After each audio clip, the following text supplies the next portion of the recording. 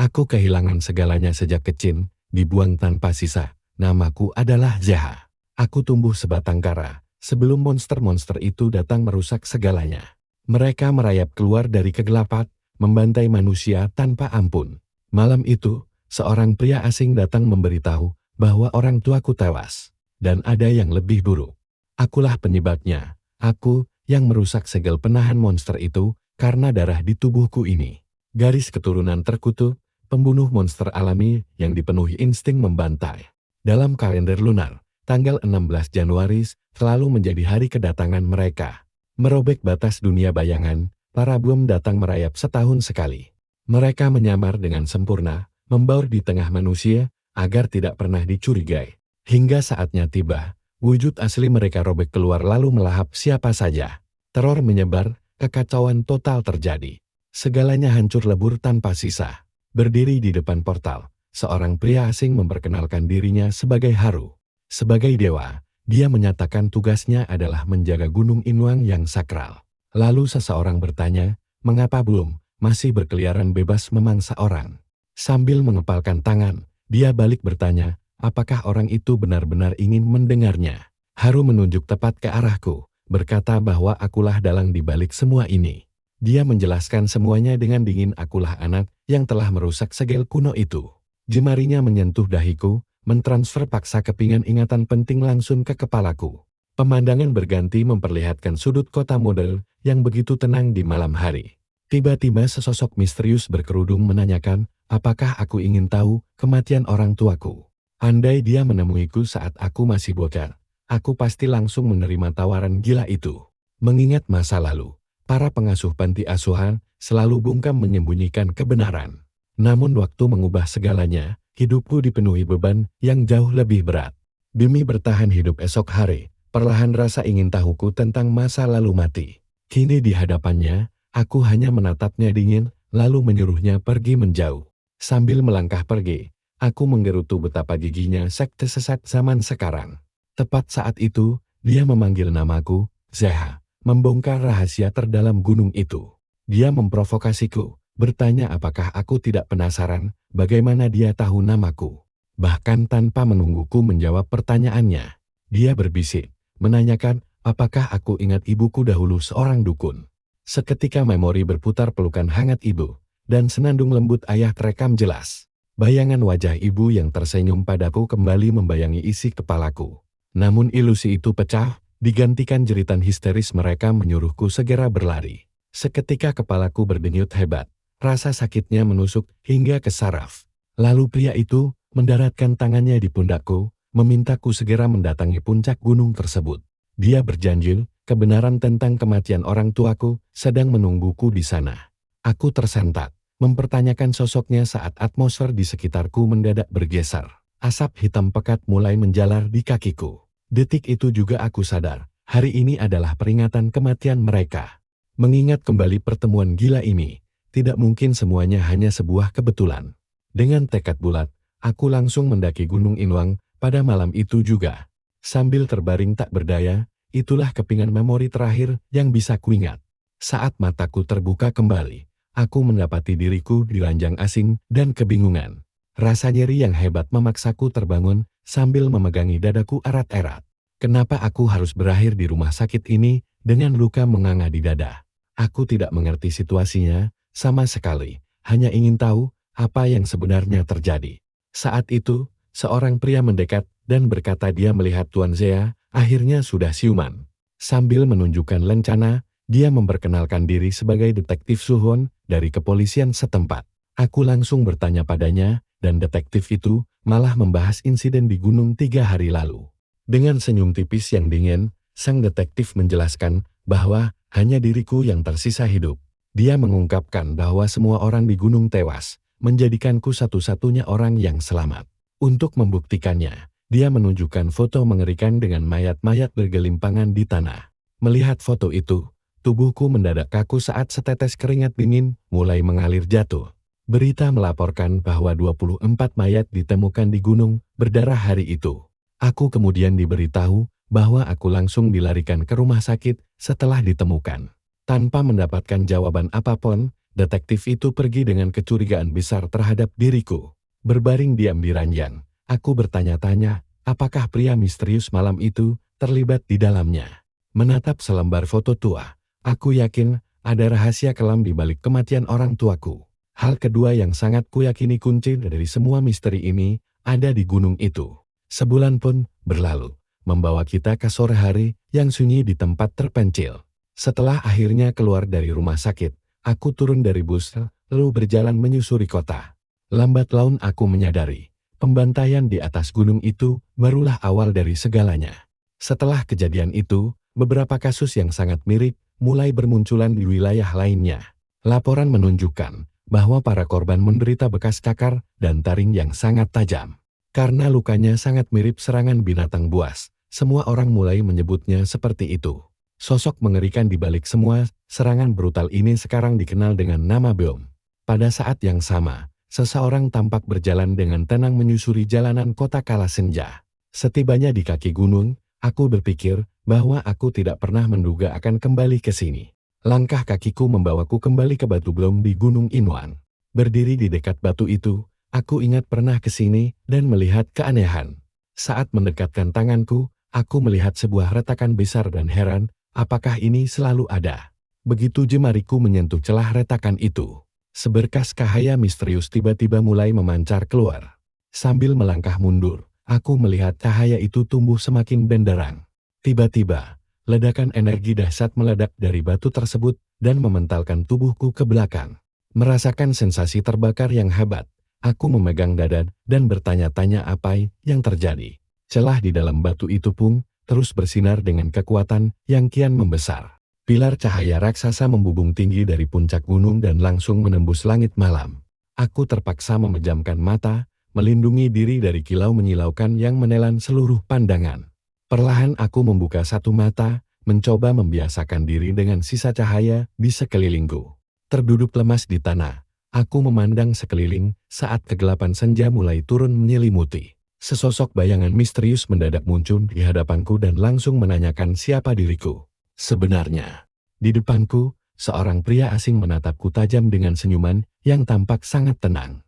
Sambil tersenyum lebar, dia memperkenalkan dirinya sebagai Harusang Batu Bom dari gunung ini. Tanpa paham apapun, aku hanya bisa menatapnya dengan kebingungan yang nyata. Aku memejamkan mata erat-erat, berpikir bahwa semua kegilaan ini hanyalah mimpi buruk yang konyol.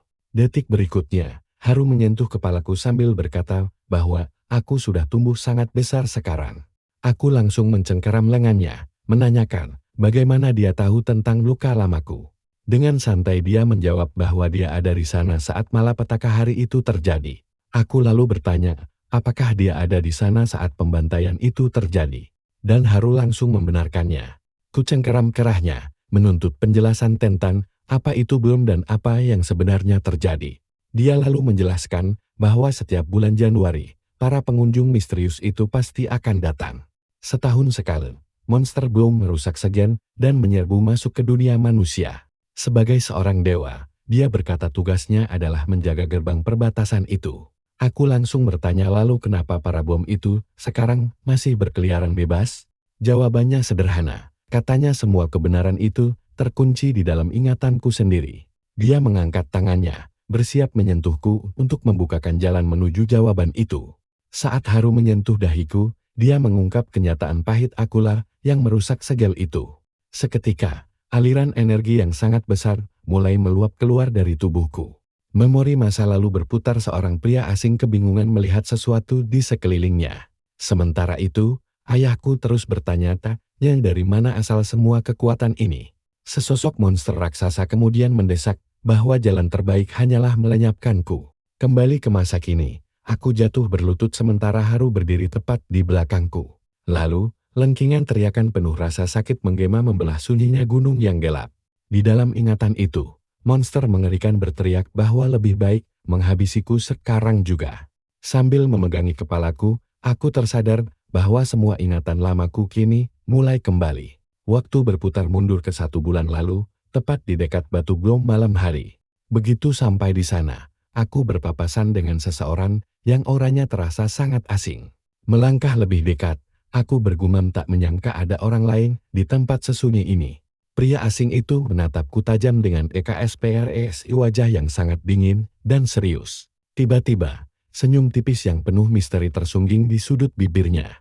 Sambil menunjukku, dia menyebut namaku Jeha dan berkata bahwa aku sudah tumbuh besar. Karena tidak mengerti apa-apa, aku langsung bertanya, apakah dia mengenalku? Dia melangkah maju menduga bahwa aku benar-benar telah melupakan masa lalu. Tatapannya mengunci mataku, memintaku untuk mencoba berpikir dengan lebih tenang. Matanya menyala saat dia terus mendesak, apakah aku sungguh tidak ingat apa-apa. Tiba-tiba, kedua mataku berubah merah terang dan memicu pecahan memori masa kecil. Dalam ingatan singkat itu, aku akhirnya mengenali pria ini sebagai teman lama ayahku. Kenangan itu menunjukkan bahwa kami sering sekali bertemu saat aku masih kecil dulu. Aku ingat betul betapa ramah dan baiknya pria itu kepadaku di masa lalu. Begitu sadar dari lamunan, kutatap wajahnya, lalu berucap rasanya, sudah lama sekali ya. Sambil tersenyum tipis, teman lama ayahku itu memandangiku dengan sangat lekat. Dia lalu berkata bahwa akhirnya aku berhasil mengingat kembali semua kenangan itu. Sambil menatap batu besar itu, dia berbisik bahwa ayahku sebenarnya adalah kaum Bom. Dia menjelaskan bahwa kaum Bom hanya diizinkan keluar pada tanggal 16 Januari. Namun takdir berputar setelah ayahku bertemu ibuku sang penjaga gerbang perbatasan. Sebagai dukun suci, ibuku melantunkan nyanyian sakral agar gerbang itu tetap terbuka lebar. Dia menyebut ibuku manusia biasa, lalu meralatnya ternyata dia berasal dari suku Gom. Dengan sorot mata yang dingin, dia terus menatapku lekat tanpa mengalihkan pandangannya. Dia lalu bertanya, apakah aku masih sanggup menyanyikan lagu lama pemberian orang tuaku? Seketika sepotong melodi kuno dan lirik lagunya mulai terngiang jelas di benakku. Dalam bayangan ingatan lain, aku melihat diriku dipeluk ayah hangat sambil mendengarkan senandungnya. Kembali ke masa kini, aku perlahan menyanyikan lagu pengantar tidur lama. Pria itu meneruskan bait lagunya, lalu menatapku lekat, menanti reaksiku selanjutnya. Detik berikutnya, batu besar itu mulai retak dan meluapkan cahaya dari celah-celahnya. Saat batu itu hancur, seluruh gunung di sekitar mereka mulai bergetar hebat. Dengan senyum kemenangan, dia menyatakan bahwa rencananya akhirnya berhasil. Di langit yang gelap, sebuah portal mulai terbentuk dan berputar perlahan di atas. Berputar semakin cepat, portal itu bersiap untuk terbuka sepenuhnya. Kemudian semburan energi raksasa menghantam bumi dengan keras. Muncul dari portal itu, dia memanggil semua sesama Bom untuk bergabung dengannya. Menghantam tanah dengan tinjunya, sesosok makhluk raksasa bangkit dari dalam portal.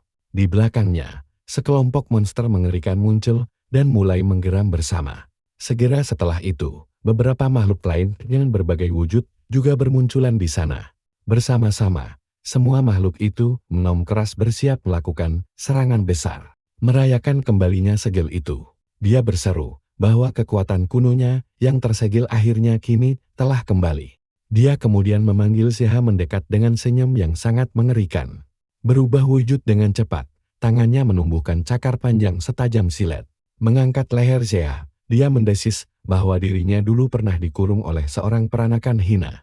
Dia menjelaskan bahwa dengan darah cenayaan, Jeha mampu menutup gerbang itu kembali. Karena alasan itulah, dia memutuskan bahwa tindakan terbaik yang harus dilakukan adalah membunuhnya. Dengan satu serangan kilat, dia menebas dada pemuda itu hingga robek, jatuh terkapar di tanah. Hal terakhir yang dia lihat hanyalah bayangan kedua orang tuanya.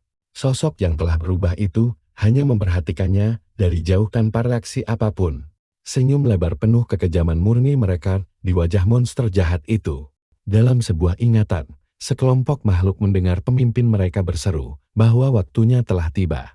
Di hadapan semua monster, dia menyatakan bahwa mereka akan memulai kembali perang kuno. Dia mengakhiri bicaranya dengan menegaskan perang itu belum usai sejak 4000 tahun lalu. Terbaring di tanah dingin, tubuh Jeha tak bergerak sedikit pun setelah menerima tebasan itu. Tersentak keluar dari penglihatan. Dia terengah-engah, sementara Haru masih berdiri tepat di belakangnya. Sambil berlutut, dia menatap sosok Hopo yang kini muncul tepat di hadapannya. Dengan senyum kejam, monster itu mengulangi bahwa hal terbaik yang harus dilakukan adalah membunuhnya. Ingatan itu berputar kembali dan sebuah suara menjerit putus asa menyuruh Zea untuk lari. Detik itu dia ingat bahwa Hopola yang telah merenggut nyawa orang tuanya. Saat kebenaran pahit itu terungkap, setitik air mata jatuh saat dia menatap kekosongan. Dalam ingatan masa lalu, dia mengingat sejak kecil kenyataan pahit bahwa dirinya selalu tumbuh sendirian tanpa siapapun. Cukup lama dia percaya dirinya telah dibuang, dan rasa sakit itu berubah menjadi kebencian. Tanpa ada yang menenangkan, dia menanggung segalanya sendiri hingga lupa bagaimana caranya menangis. Seiring berjalannya waktu, dia memutuskan bahwa kedua orang tuanya telah mati baginya. Namun semua itu hanyalah kebohongan yang dia ciptakan sendiri agar sanggup bertahan hidup. Ketika Haru meletakkan tangan di pundaknya, semua emosi yang terpendam mendadak meluap keluar. Sambil berbisik paham, Haru menenangkannya dengan berkata bahwa dia telah melewati banyak penderitaan. Dia terus menjelaskan bahwa segala hal telah dirampas darinya, bahkan ingatan masa lalunya sendiri. Dan semua kesengsaraan yang dia pikul disebabkan oleh para pendatang yang tiba hari itu.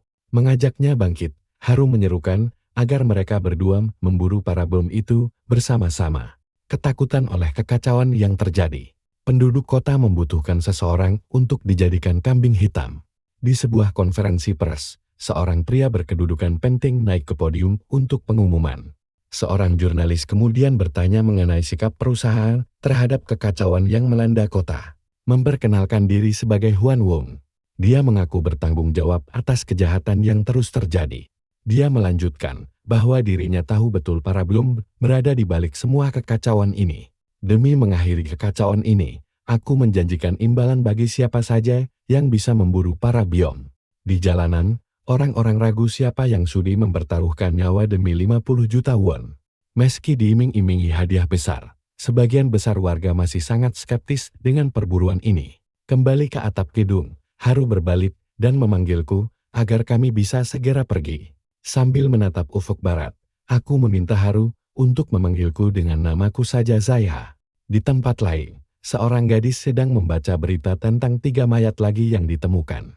Mendadak langkahnya terhenti, dia langsung waspada saat menyadari ada pergerakan aneh di dekatnya.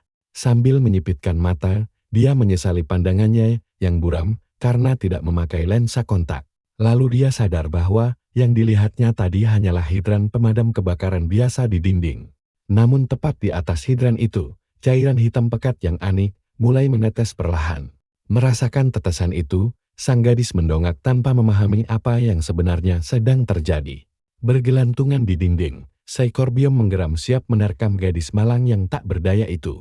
Dalam satu gerakan kilat, makhluk itu menghempaskannya hingga terpental jauh dengan sangat keras.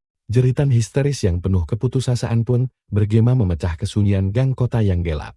Tiba-tiba, suara tembakan menggelegar dan berhasil mengenai sesuatu di balik pekatnya kegelapan. Peluru itu mengenainya. Monster itu mengarang murka, lalu menatap tajam ke arah datangnya suara tembakan tadi. Sambil menggenggam pistol, aku bersorak puas sementara baru merasa senjata itu sangat asing. Melompat dari dinding, makhluk jahanam itu mendarat tepat di depan kami dan bersiap menerkam. Dengan pandangan waspada, Haru menyadari pergerakan itu dan memperingatkanku bahwa monster itu mendekat. Mata makhluk itu menyala merah. Kini sepenuhnya mengincar kami berdua sebagai target baru. Melesat dalam kecepatan tinggi, monster itu menyerbu kami tanpa ampun. Melompat tinggi, si biom menerjang kami berdua dengan kelincahan yang luar biasa. Berusaha tetap fokus, aku bergumam bahwa begitulah cara seekor biom bergerak saat bertarung. Kecepatannya gila, aku bahkan hampir tidak bisa melihat arah gerakannya yang mendekat. Tanpa sempat menghindar, tubuhku langsung dihujani beberapa sayatan mematikan secara bersamaan. Sambil mundur bertahan, aku membalas dengan melepaskan beberapa tembakan. Darah mengalir deras dari tubuhku, mulai membasahi tanah di bawah kakiku. Terluka dan pusing, aku terhuyung mundur sambil memaksakan diri agar tidak ambruk. Pandanganku mulai mengabur, apa aku sudah kehilangan terlalu banyak darah akibat serangan tadi. Tiba-tiba, suara ibuku terngiang kencang di kepala, berteriak menyuruhku untuk segera lari. Sambil berteriak murka, aku mengosongkan seluruh isi magasin ke arah monster itu tanpa ragu. Di tengah tembakan, si biom melompat ke arahku dengan terkaman yang sangat presisi. Dihantam keras, Aku terlempar ke belakang akibat kekuatan benturan makhluk jahanam itu. Walau terluka parah, mataku tetap terkunci pada monster yang kembali bersiap untuk menyerang. Menyadari bahaya yang mengancamku, Haru merangsak maju untuk menahan serangan ganas monster tersebut. Abaikan rasa sakit, kuarahkan pistol seraya besar, aku sudah menguncinya. Menggunakan kedua tangan, aku menarik pelatuk dengan seluruh sisa tenagaku. Terkena tembakan telah, si biom menggeram murka sambil mengertakkan taringnya yang tajam. Tembakan berikutnya dilepaskan dari jarak dekat, menghantam musuh tepat di depan mata. Setelah beberapa tembakan, aku berhasil mengenai dada monster itu dengan telak. Mulutnya terbuka lebar, dan sesuatu di dalam tubuh makhluk itu mulai bersinar terang. Melihat keanehan tersebut, Haru tampak sangat terkejut dengan apa yang akan segera terjadi. Haru berteriak panik menyuruhku mundur menjauhi monster itu secepat yang ku bisa. Melesat melintasi gang, sebuah panah energi terbang cepat ke arah monster itu. Tembakan yang sangat presisi, anak panah itu meledak tepat di atas tubuh monster. Membantuku berdiri, Haru bertanya dengan cemas, apakah aku baik-baik saja setelah semua itu? Sambil berbaring di tanah, aku memohon agar Haru tidak berteriak, karena membuat lukaku makin perih. Aku mendekati jasad itu, mengulurkan tangan mencoba menyentuh anak panah yang tertancap di tubuh monster. Namun sebuah suara memperingatkanku untuk menjauhkan tangan, jika tidak ingin kehilangan jemari ini. Dari atap terdekat, seorang pemanah memperingatkan bahwa monster buruan itu adalah milik mereka. Bersamanya, dua anggota lain dari pasukan Tiger Butterfly juga menampakkan diri ke permukaan. Sisa tim mengamati biom yang terkapar dan menyadari bahwa makhluk itu sudah sekarat. Berbalik ke kelompoknya, sang pemimpin pasukan memerintahkan salah satu dari mereka mengambil kepalanya. Aku mencoba mencegahnya. Aku berteriak bahwa monster itu milikku, tapi kepala makhluk itu keburu ditebas putus. Melihat reaksiku, dua anggota kelompok itu tertawa mengejek karena aku tidak tahu siapa mereka. Sebenarnya, sambil memunggungi kami, pemimpin kelompok itu menyuruhku bersyukur karena masih bisa pulang dengan nyawa utuh. Terbaring tak berdaya, aku meneriaki mereka pencuri dan menuntut mereka meninggalkan kepala monster itu. Tertawa gili melihat situasi ini. Salah satu anggota bertanya, apakah sang pemimpin mendengar ucapanku? Dengan tatapan sangat kesal, salah satu anggota tim memandangku dengan penuh kemarahan. Dalam sekejap mata, dia melesat ke arahku dengan kecepatan yang sangat luar biasa. Mencengkeram dan melukaiku, dia menegaskan, karena mereka yang membunuh biom. Makhluk ini sah milik mereka. Mereka mulai menyiksaku yang sudah terkapar, mengabaikan teriakan panik Haru yang memanggil namaku. Tepat saat itu, seseorang menahan Haru agar tidak melangkah lebih dekat. Sambil menahan pundak Haru, sang pemimpin berharap kami sadar dunia kejam ini bukan untuk orang lemah. Sebelum melangkah pergi, dia menyuruhku mencari pekerjaan lain selagi aku masih diberi napas. Menggerutu tentang orang-orang yang rela melakukan apa saja demi uang, kelompok itu akhirnya pergi. Terkapar di tanah, aku terbatuk keras. Wajahku babak belur dan tubuhku tak bisa bergerak, menyisakan kemarahan besar atas ketidakberdayaan ini. Sambil menggeretakkan gigi, rasa frustrasi mendalam membakar jiwaku karena begitu lemah di saat krusial. Aku pun merenung bahwa aku benar-benar tidak berguna dalam pertarungan itu karena terlalu lambat. Kenapa aku selemah ini? Padahal di dalam nadiku mengalir darah terkutuk milik biom. Haru mendekat dan bertanya, apakah aku kasar?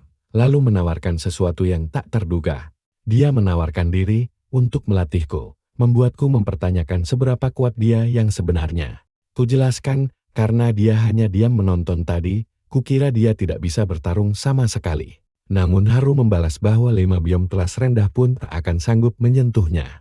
Terkejut, aku bertanya apa itu tadi biom lemah, dan kenapa dia sama sekali tidak gentar. Haru mengungkapkan bahwa Hupo adalah salah satu yang terkuat, dan perang ini bahkan belum dimulai. Dalam beberapa bulan setelah segel pecah, 2.200 nyawa telah melayang. Belum lagi laporan orang hilang yang kini menembus angka 5.000 kasus. Sambil memegang dada, aku menatap Haru tajam dan menegaskan tekadku untuk menjadi lebih kuat. Layar beralih ledakan mengerikan di distrik 2 membuktikan bahwa petaka baru saja dimulai. Terluka dan terkapar, seorang gadis bertanya pada temannya apakah dia akan mati di sana. Sambil mendekap gadis itu, Temannya memohon dengan putus asa agar dia tetap bertahan. Tangannya lunglai jatuh ke tanah, menandakan dia tidak bisa bertahan lebih lama lagi. Di sekeliling mereka, berbagai makhluk mengerikan muncul dengan seekor macan raksasa di pusat. Kekacauan. Dengan wajah bersimbah keringat dingin, pemuda itu bertanya, apakah mereka yang membantai teman-teman dekatnya? Menatap pria itu, sang macan raksasa hanya menggeram, bersiap meluncurkan serangan mematikan terakhir. Di pelabuhan kota yang sepi, beberapa letusan senjata api meremukkan kesunyian malam. Di bawah guyuran hujan lebat, jasad-jasad sudah bergelimpangan di tanah dingin. Dengan pistol masih erat di tangan, napasnya terengah-engah setelah pertarungan brutal yang menguras tenaga. Dia kemudian mengeluh bahwa bajingan-bajingan itu langsung merampoknya begitu melihat dirinya sendirian tanpa perlindungan. Amarahnya meledak, dia berteriak lantang menyebut satu-satunya penyintas sebagai monster jahanam. Sambil berlutut pasrah, pria itu memohon ampun dan mengaku terpaksa melakukannya. Moncong pistol terarah dingin Dogean bersiap menembak tanpa memedulikan rintihan itu. Dalam keputusasaan yang mendalam, pria itu menjerit ketakutan menolak mati selagi mencoba melarikan diri. Tembakan dilepaskan tanpa ragu, peluru menembus telat dan merobohkan tubuhnya seketika. Dengan sisa napasnya, pria itu meratap tidak ingin mati mengenaskan seperti ini. Dia memungut tas berisi tumpukan uang curian itu, lalu membiarkannya terjatuh ke lantai gang. Setelah semua darah tumpah, dia hanya melangkah pergi menaiki tangga sendirian. Saat tiba di kamarnya, sebuah suara dingin bertanya dari mana saja dia. Teman sekamarnya heran, kenapa dia pergi padahal esok adalah hari penentuan mereka. Sambil mengempaskan tubuhnya ke kursi tua itu, dia menenangkan temannya bahwa semua aman terkendali. Di tangannya, selembar foto tua bergetar menyisakan keraguan yang sangat mendalam. Wajahnya bersimbah peluh dingin menegaskan sumpah bahwa dia harus melindungi mereka semua. Namun di dalam kepalanya, teriakan pria tadi terus menggema keras memohon hidup dan menolak mati.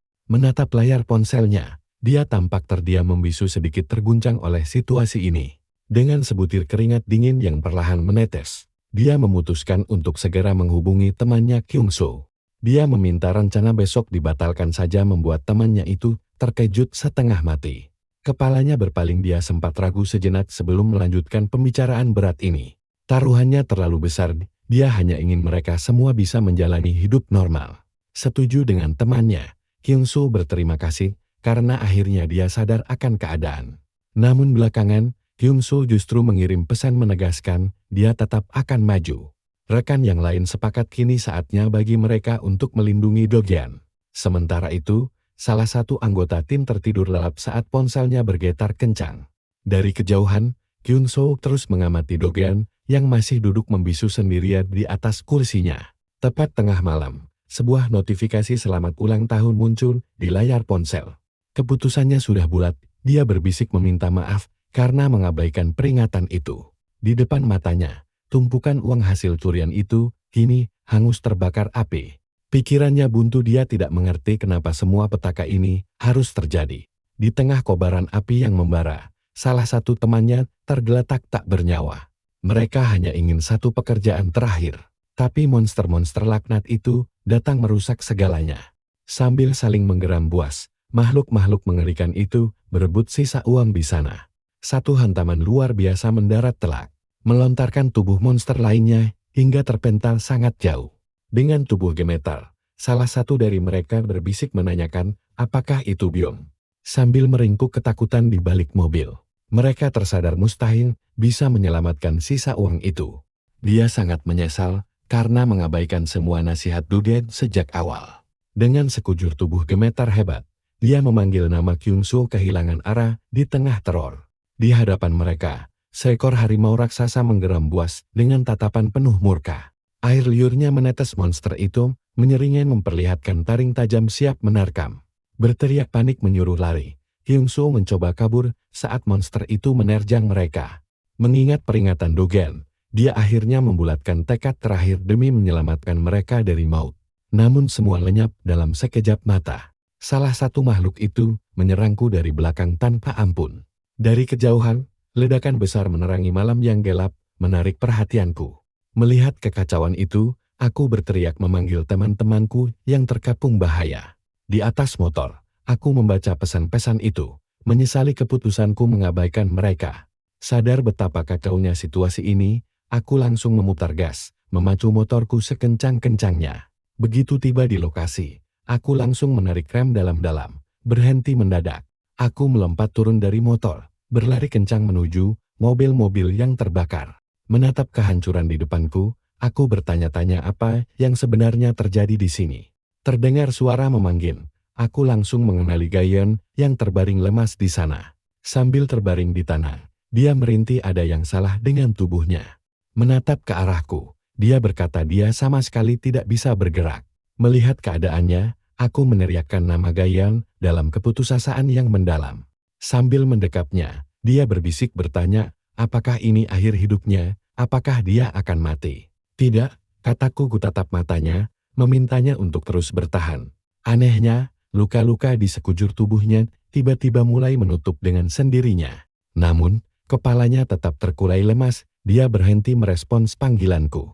Terkepung monster, aku berteriak frustrasi, memohon pada Gayen agar segera bangun. Menatapku dengan tajam, salah satu monster itu menunjukkan matanya yang mengerikan. Sambil terus mendekap Gayen, aku bertanya, apakah mereka yang telah membantai teman-temanku? Tiba-tiba terdengar teriakan. Kulihat temanku yang lain terjebak dan memohon diselamatkan. Monster itu tertawa mengejek, berkata permainan ini sangat menyenangkan dan juga lezat. Temanku jatuh tersungkur di tanah, memohon dengan putus asa agar diselamatkan. Penyesalan mendalam menghantuiku andai saja aku hidup lebih jujur demi mereka. Dalam ingatan itu, aku sangat menyesal tidak melarang mereka menghentikan semuanya. Aku terus menyalahkan diriku sendiri karena diam saja sampai terlambat seperti ini. Hari ulang tahunku pasti akan jauh berbeda jika aku memilih jalan yang benar. Kembali ke masa sekarang, temanku meminta maaf karena telah bertindak sebodoh itu. Air mataku menetes perlahan saat menyaksikan semua kekacauan ini terjadi di depanku. Aku bangkit berdiri di tengah kepungan, bersiap menghadapi monster-monster jahanam itu. Dengan tatapan penuh amarah, ku peringatkan mereka untuk bersiap menerima pembalasanku. Di tanah, temanku terus meminta maaf atas kebodohannya. Aku langsung menyambar senjata lain di dekatku, bersiap menghadapi pertempuran besar di depan. Salah satu mataku menyala terang, ku peringatkan mereka untuk bersiap menghadapi kehancuran ini. Sambil menggerambus, secara bersamaan, makhluk-makhluk itu menatapku tajam. Mata mereka tampak berkilat penuh kebencian. Sambil berputar ke samping, aku memasang posisi siap tempur untuk menghadapi seluruh gerombolan monster ini sendirian. Aku berlari menerjang mereka. Tanpa ragu sedikit pun, aku melesat memulai pertarungan maut ini. Dua monster di depan menembakkan kilatan energi dari dada mereka ke arahku. Menghindari serangan itu, aku balas menembak sambil terus bergerak dengan sangat lincah. Dengan senjata di tangan, aku terus menguntahkan peluru tanpa henti di tengah kekacauan. Di saat yang sama, salah satu temanku juga menembaki monster yang mendekat. Terkejut, si macan heran, bagaimana aku bisa membantai 7 dari mereka secepat kilat. Senjataku tiba-tiba berbunyi klik menandakan peluruku akhirnya habis total di saat krusial. Salah satu monster menyadari hal itu saat senjataku mendadak bungkam tanpa suara. Makhluk itu mengejek bahwa aku kehabisan peluru, lalu melesat maju untuk menyerangku.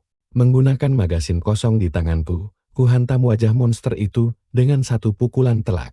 Sambil tertawa, monster itu bilang dia akan mempermainkanku, sama seperti yang dia lakukan pada orang lain. Dari sudut mataku, aku bisa melihat monster itu merayap semakin dekat ke arahku. Aku kemudian menarik 2 butir peluru dari kerah bajuku. Benar-benar mengejutkan lawanku. Harimau itu tampak sangat tertegun melihat aku menyembunyikan 2 peluru di sana. Sambil mengisi ulang peluru, aku bersiap melepaskan 2 tembakan terakhir yang tersisa. Menambah ke arah belakang, aku memanfaatkan hentakannya untuk melompat mundur demi menjaga jarak. Marah besar, harimau raksasa itu mengong penuh kebencian, lalu menerjang maju dengan seluruh kekuatannya. Aku lalu berbalik dan menunggu dengan tenang sampai monster itu cukup dekat untuk kuserang. Monster itu melompat menerjang, memamerkan taring dan cakarnya dengan kemarahan luar biasa yang sangat cepat. Sambil mengacungkan senjataku, aku bergumam semoga saja serangan ini tidak ikut membunuhku nanti. Begitu kutembak, sebuah ledakan dahsyat mementalkan makhluk itu bersama kilatan cahaya yang sangat terang. Terhantam telak oleh ledakan itu, sang harimau menjerit kesakitan menahan benturan yang amat keras. Tubuh monster itu terlempar jauh ke belakang, lalu menghantam jembatan dengan sangat keras. Di tengah kepulan asap yang tebal, aku berjalan perlahan mendekati makhluk yang terkapar itu. Seakan tidak percaya, monster itu sama sekali tidak mengerti apa yang barusan terjadi padanya. Sambil terluka parah, monster itu mengeluh kalau ini bukanlah senjata manusia biasa. Senjataku mendadak kepanasan, mengeluarkan bunyi denting besi yang cukup nyaring. Aku bilang padanya aku akan memberinya sedikit waktu untuk meminta maaf pada rekan-rekanku. Dengan kesal, monster itu membalas kalau aku hanya membuang-buang sisa waktuku yang berharga. Tiba-tiba, sebuah benda kecil jatuh ke tanah, berdenting dan memantul beberapa kali. Aku menatap harimau itu, yang balas memandangku dengan ekspresi penuh keterkejutan dan ketakutan. Monster itu tidak percaya kalau dia bisa merasa ketakutan menghadapi manusia selemah diriku. Sambil terkapar, dia menggerutu bahwa ini adalah aib bagi sukunya dan heran bagaimana ini terjadi. Dari langit yang kelam, seberkas pilar cahaya turun dan menghantam bumi dengan sangat keras. Dari kejauhan, aku melihat dua pria berjalan perlahan mendekati kami. Salah satu pria berkata dia mengirimnya ke sini karena dia adalah Bayorn kelas menengah. Kedua pria itu saling berhadapan, memanggil satu sama lain dengan nama Bolti dan Maro. Harimau itu bertanya-tanya apakah mereka musuh, lalu menegaskan kalau dia sudah mengendalikan segalanya. Sambil membidikkan senjata, aku bersiap menembak, memanfaatkan kelengahan musuh di depanku. Terkena tembakan tepat di kepala, monster itu langsung tersungkur, shock akibat serangan mendadakku. Aku segera menembak pria satunya, yang langsung meneriakkan nama Bolti begitu terhantam peluru. Kepala pria itu meledak hancur, namun kobaran api aneh perlahan mulai meregenerasi lukanya. Aku tersadar kalau musuh yang ini tidak akan lengah, dan kepalanya kini utuh kembali. Maro kemudian memperingatkan kalau mereka tidak punya waktu untuk bermain-main denganku di sini. Bolti meminta maaf, mengaku kalau dia tidak bisa menahan diri mempermainkan manusia. Menggunakan giginya, dia menghancurkan peluruku, lalu meludahkan serpihannya begitu saja ke tanah. Aku tersentak, menyadari kalau kedua makhluk baru ini juga merupakan golongan Bayorn. Maro menyuruhnya menyelesaikan ini dengan cepat, menegaskan kalau dia hanya butuh waktu 3 detik. Sensasi dingin menjalar di punggungku selagi aku bersiap menghadapi kengerian yang akan datang. Bolti bersiap melancarkan serangan dahsyat, tetapi harimau itu berteriak melarangnya menggunakan kekuatan tersebut. Kubah energi raksasa langsung tercipta, mengurung kami semua di dalam jangkauannya. Bolti menyuruh si harimau menghindar, karena sebagai sesama Bayorn dia pasti sanggup melakukannya. Tanpa ada jalan keluar, si harimau menggerutu putus asa. Dengan tatapan memelas, dia hanya bisa diam menyaksikan akhir hidupnya tiba. Detik berikutnya, ledakan energi mahadahsyat meluluh lantakan seluruh area tersebut tanpa sisa. Sehelai kain jatuh perlahan, tanda bahwa pertempuran hebat ini akhirnya telah usai. Tiba-tiba Haru mendongak, merasakan hawa asing lain yang mulai mendekat. Ada aura Bayorn yang sangat kuat, jauh berbeda dari milik Hupo. Menyadari ancaman itu, dia bersiap dan memperingatkan bahwa waktu mereka menipis. Sambil menyuruh Seha bergegas, dia langsung melesat menyerang makhluk raksasa itu. Menggenggam erat pedangnya, Seha bersiap menghadapi takdir berat di depannya. Di titik ledakan, cahaya merah pekat langsung menyelimuti seluruh langit kota. Dari kejauhan, dua pria mengawasi kekacauan itu, sembari merasakan bumi bergetar. Salah satu dari mereka mendesak kita tidak punya banyak waktu, harus pergi sekarang. Melompat turun dari gedung, mereka mendarat di tanah dengan hentaman keras. Dalam satu hentakan kaki, mereka berlari kencang menuju pusat kekacauan. Di antara puing-puing, Dogeon terlempar dan terkapar pingsan di tanah keras. Sambil batuk darah, dia perlahan sadar dan mencoba mencerna situasi kacau ini. Saat menatap sekeliling, dia lega karena entar bagaimana bisa selamat dari ledakan. Tubuhnya hancur kesakitan, dia mencoba bangkit, tapi fisiknya menolak untuk bergerak. Memegang tangannya yang gemetar, dia sadar lukanya terlalu parah untuk berdiri. Menolehkan kepala, dia melihat Kim Suo terbaring di tanah dan memanggil namanya lirih. Namun, saat merangkak mendekat, dia menemukan sahabatnya sudah terbujur kaku tak bernyawa. Sambil menangis histeris, Dia memeluk jasad temannya, meratapi takdir kejam yang merenggutnya. Mengepalkan tangan erat-erat, dia menggenggam senjatanya dengan sisa tenaga yang ada. Dia bersumpah akan membantai setiap monster biolm yang berani menampakkan diri. 3 bulan kemudian, lihatlah bagaimana distrik ketiga kini telah berubah menjadi lautan api.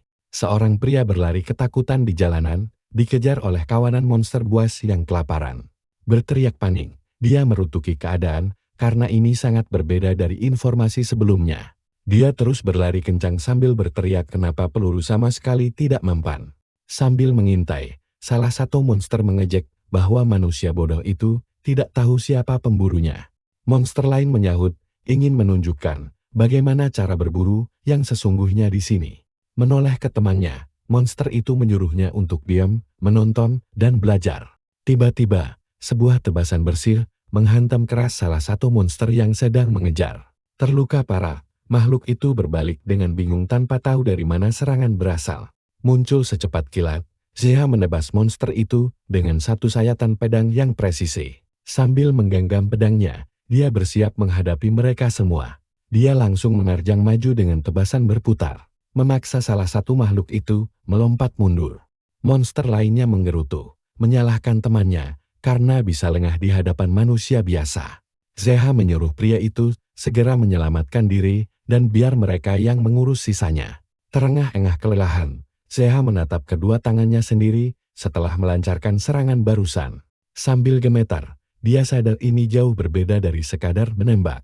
Seluruh inderanya kini terfokus tajam. Dalam ingatan masa lalu, Haru menasihatinya agar tetap tenang dan fokus pada pertempuran. Haru memintanya menarik napas dalam, reminding him bahwa dulu dia bahkan tidak bisa menggores kulit mereka. Dia melanjutkan, menegaskan bahwa sekarang Zeha telah memiliki kekuatan untuk bertarung setara. Haru kemudian memperingatkan dirinya agar jangan pernah melupakan alasan sebenarnya dia mengangkat senjata. Kembali ke masa kini, Zeha menatap tajam 3 monster yang berdiri tepat di hadapannya. Membawa bayangan Houpo dan orang tuanya dalam ingatan, dia bersiap melancarkan serangan balasan. Salah satu monster menerjang dengan cakar tajamnya, namun dia berhasil menghindar cepat.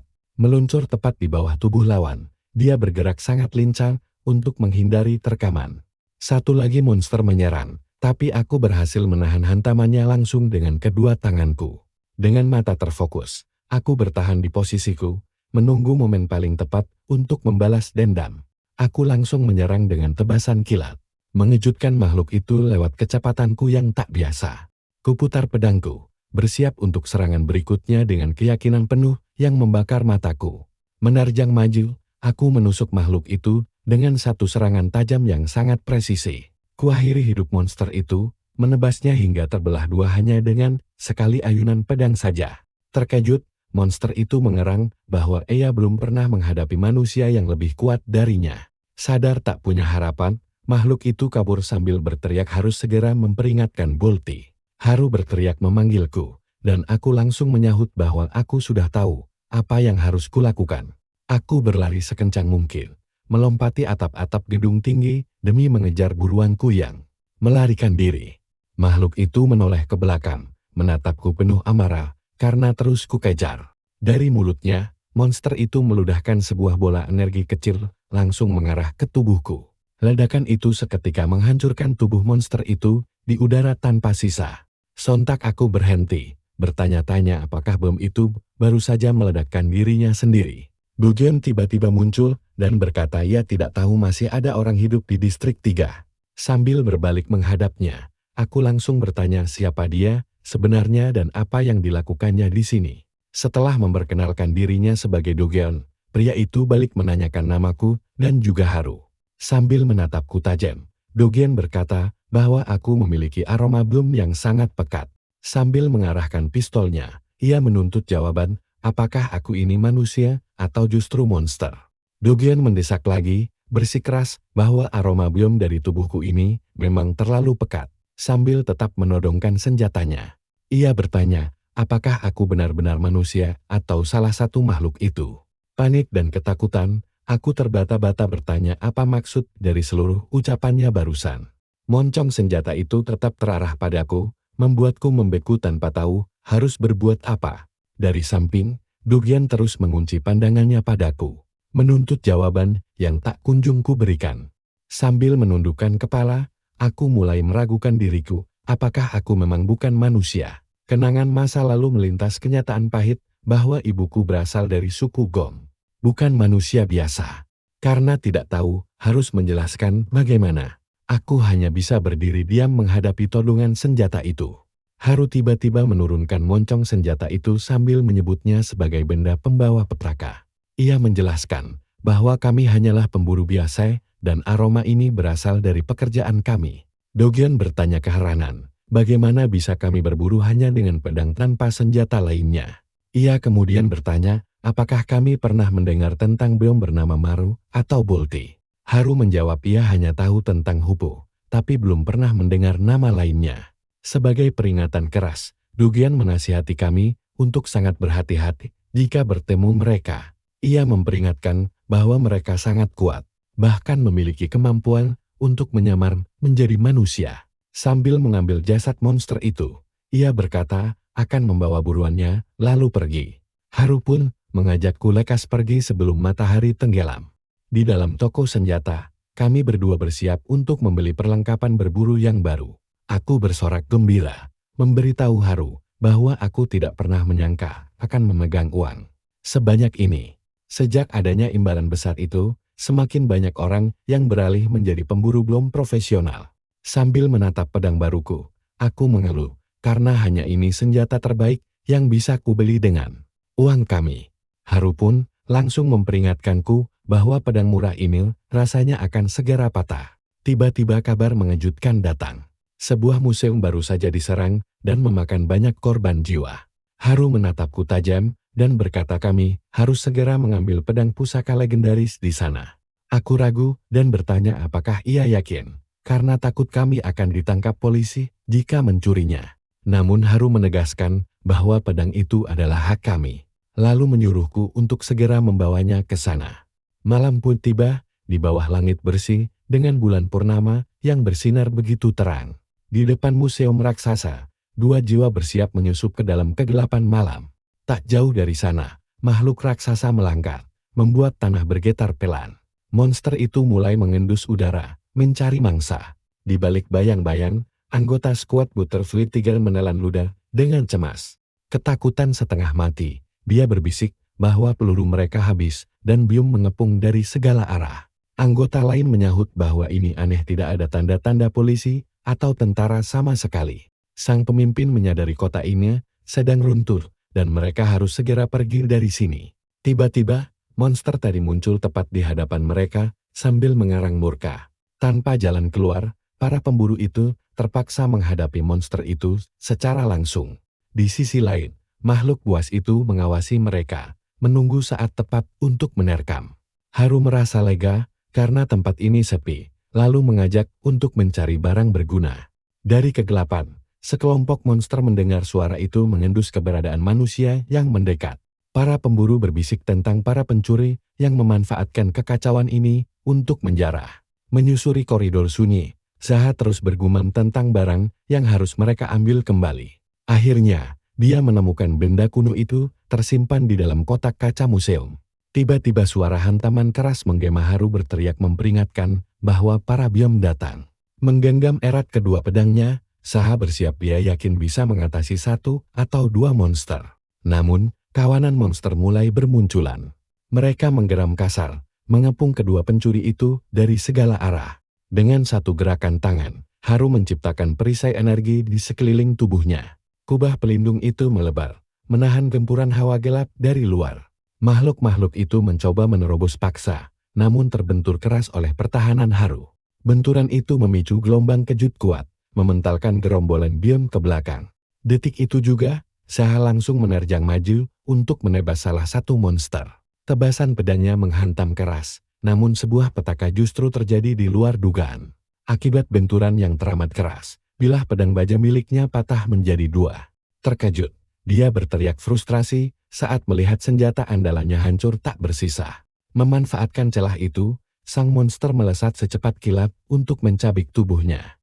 Menggunakan sisa kekuatannya, Saha menghantam monster itu hingga terpental mundur. Di sudut lain, Haru terkepung rapat namun masih bisa menghindari setiap terkaman maut. Saha berlari cepat menuju pedang kuno yang terpajang di dalam kotak kaca. Menghancurkan kaca pajangan itu, dia mengeluh karena terpaksa memakai senjata tua berkarat. Sembari menggenggamnya, dia berdoa agar pedang purba ini bertahan demi menyelamatkan Haru. Melompat turun dari lantai atas, dia meneriakkan nama Haru, siap bertaruh nyawa. Saat tangannya mendekap erat gagang pedang purba itu, kekuatan kuno dalam darahnya terbangun dengan senyuman dingin. Mempererat cengkeramannya pada senjata berdebu itu, dia bersiap menghadapi maut yang mendekat. Detik itu, kawanan monster justru mundur ketakutan. Sementara, dia berdiri tegak memegang senjata sakralnya. Di lorong gelap yang sunyi, pasukan Butterfly Tiger berlari tunggang langgang menyelamatkan diri. Sang pemimpin berkata mereka beruntung bisa lolos berkat kekacauan yang dibuat dua pencuri itu. Saat berlari, salah satu anggota skuad itu terus mengeluh tentang nasib buruk yang menimpa mereka. Namun langkahnya terhenti ketika melihat Haru justru berlari sendirian menerobos bahaya. Sembari merapal doa sunyi, Haru melesat maju dengan kecepatan penuh tanpa ragu. Tiba-tiba, pedang di genggaman Saha mulai bersinar, memancarkan aura kuno yang mengerikan. Tertegun bingung, dia bertanya-tanya senjata iblis, apa ini, hingga bersinar begitu terang. Jauh di masa lalu, seorang ksatria bersumpah akan membantai seluruh biom dengan pedang terkutuk ini. Kurasakan ingatan dari pedang kuno ini mulai mengalir, merasuki seluruh pikiranku. Pedang kuno di genggamanku mulai retak sepenuhnya, menghancurkan wujud lamanya. Kepingan bilah lamanya hancur berantakan, menyingkap sesuatu yang baru di baliknya. Melepaskan energi pekat, bilah baru muncul dan menunjukkan wujud aslinya. Aku tersadar kalau pedang ini telah bertransformasi. Inilah pedang kematian. Ku genggam erat senjata ini, lalu kuayunkan, merasakan luapan kekuatannya yang dahsyat. Dengan mata menyala, aku bersiap bertarung dengan tekad baru. Satu tebasan saja, langsung menebas beberapa makhluk itu sekaligus. Tanpa paham apa-apa monster-monster itu, kebingungan dengan apa yang terjadi. Tiba-tiba, seekor monster merangsak maju dengan cepat, melancarkan serangan langsung. Aku harus tetap fokus ini, bukan saatnya lengah. Karena aku harus menyelamatkan Haru secepatnya. Melompat tinggi ke udara, aku bersiap meluncurkan serangan berikutnya. Mendarat dengan pedang siap di tangan, aku bersiap menghadapi pertempuran selanjutnya. Lewat tebasan melingkar, ku habisi semua monster yang berada di dekat Haru. Napas memburu berat, aku berhenti sejenak untuk memulihkan tenaga. Tepat di saat itu, kawanan monster lain muncul mengepungku gila. Kami benar-benar terpojok sekarang. Sial. Tiba-tiba kurasakan pedang ini mulai kehilangan seluruh kekuatannya.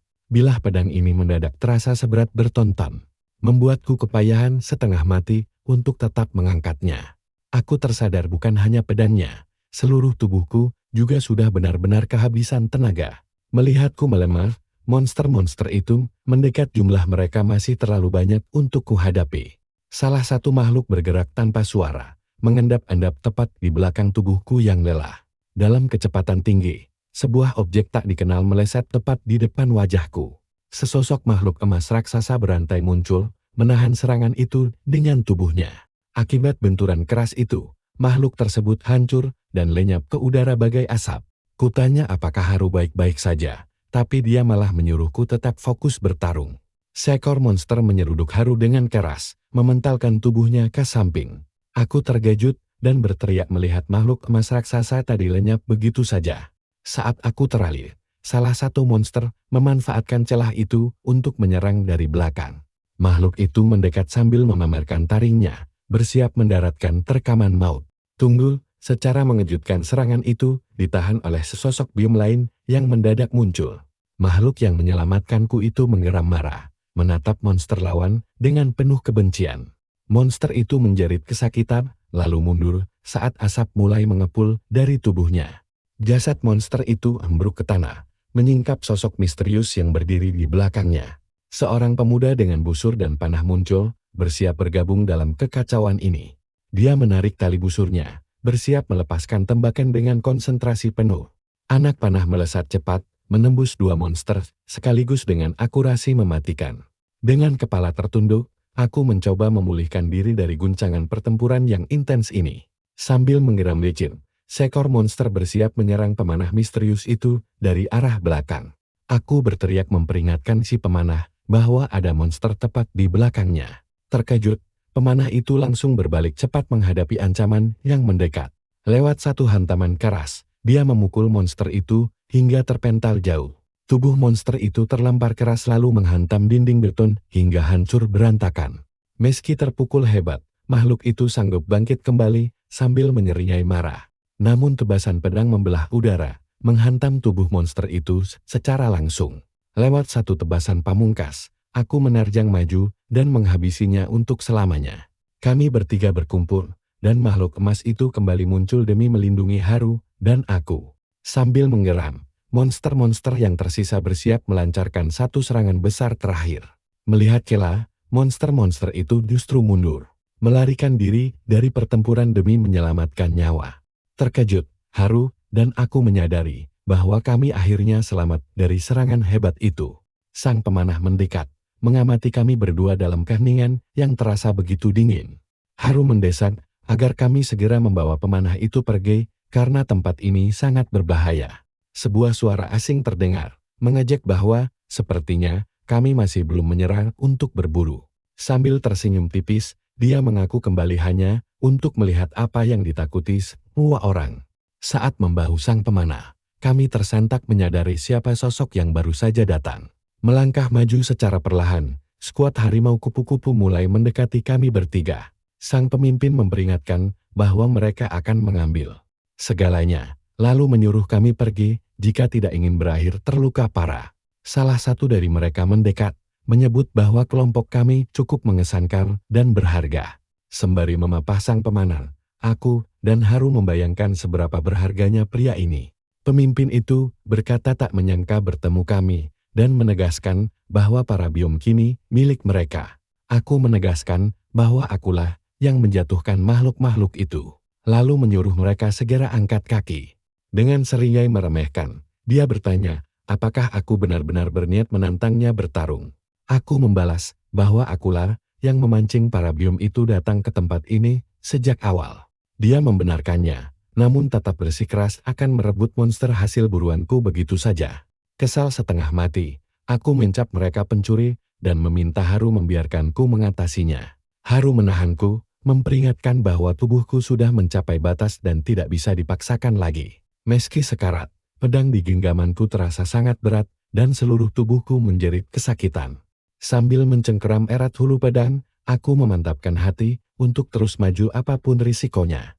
Aku melompat menerjang mereka, siap menebaskan pedang dengan sisa tenaga yang kumiliki. Sadar aku tidak akan pernah mundur. Sang pemimpin membidikku dengan satu mata, lalu memerintahkan anak buahnya untuk segera menghabisiku. Dua tembakan dilepaskan tanpa ragu sedikit pun, membuktikan bahwa dia tidak sedang bercanda. Secara kilat, dua anggota pasukan lainnya ikut merangsak maju untuk menyerangku bersama-sama. Mengandalkan refleks murni, aku mengayunkan pedang untuk menangkis rentetan peluru itu dengan sangat ahli. Kedua musuh itu menyerangku secara serentak, namun aku masih sanggup menahan gempuran mereka. Melirik cepat ke samping, aku mengawasi setiap pergerakan sepasang keparat yang kian mendekat. Sambil menggenggam erat senjataku, aku bersiap melancarkan serangan balasan yang mematikan. Rentetan sengatan listrik dilepaskan ke arahku. Namun semuanya berhasil kutangkis menggunakan bilah pedang. Sang pemimpin keheranan, tidak percaya aku bisa menahannya hanya dengan sebilah pedang berkarat. Dengan raut wajah serius, aku bersiap menghadapi kelanjutan dari pertempuran maut ini. Namun fisikku berkhianat, aku langsung jatuh berlutut, kehabisan seluruh tenaga yang tersisa. Sembari mencengkeram leher sendiri, aku merintih kesakitan karena tiba-tiba saja sulit bernapas. Sambil tersenyum sinis, pemimpin skuad itu perlahan melangkah mendekati tubuhku yang tak berdaya. Dia mengejek bahwa aku hampir saja mengenainya dan menyayangkan mengapa aku tidak lari. Sambil mengarahkan laras senjatanya, dia bersiap melepaskan tembakan untuk mengakhiri hidupku selamanya. Tiba-tiba, senjata di tangannya hancur berkeping-keping, membuat semua orang terkejut setengah mati. Dari kejauhan, sesosok misterius berkerudung berseru bahwa dia sudah cukup muak mendengar omong kosong itu. Sembari menggenggam senjata, dia memperingatkan bahwa dirinya tidak ingin merenggut nyawa siapapun selama perburuan. Namun keadaan memaksa mereka untuk ikut campur dan menghentikan pertikaian konyol ini. Pemimpin pasukan itu berteriak murka, terkejut melihat sosok Dogen di hadapannya. Namun Dogen dengan dingin memperingatkan bahwa dia seorang buronan yang tak akan segan melepas tembakan. Sadar risikonya terlalu besar untuk bertarung di sana, kapten pasukan memilih mundur.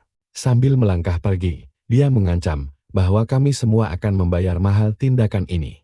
Aku segera berterima kasih atas bantuan mereka, tapi Dogen merasa itu berlebihan. Dia hanya mendengus, berkata ini penebus salah, karena sempat mengarahkan senjata padaku. Sambil tersenyum tipis, aku pamit dan sekali lagi mengucapkan terima kasih mendalam. Tiba-tiba pemanah di dekat kami ambruk ke tanah hingga membuatku panik. Dogen berkata kedua tangannya repot dan memintaku membantu menggotong anak malang ini. Dia kemudian berteriak menanyakan apakah tidak ada tabib atau orang yang bisa menolong. Malam sunyi menyelimuti sudut kota, menyimpan rahasia gelap yang bersiap untuk pecah. Hanya satu jendela terang dari gedung tinggi yang membelah kegelapan. Kami berempat akhirnya berkumpul di dalam ruangan kecil ini, dan salah satu mulai mengeluh. Haru langsung menegur siapa saja yang mengeluh, karena tempat ini sudah cukup lengkap. Dogen menatapku, heran kenapa aku berani menantang pasukan kejam tadi. Aku hanya bingung, tidak tahu siapa kelompok kupu-kupu itu.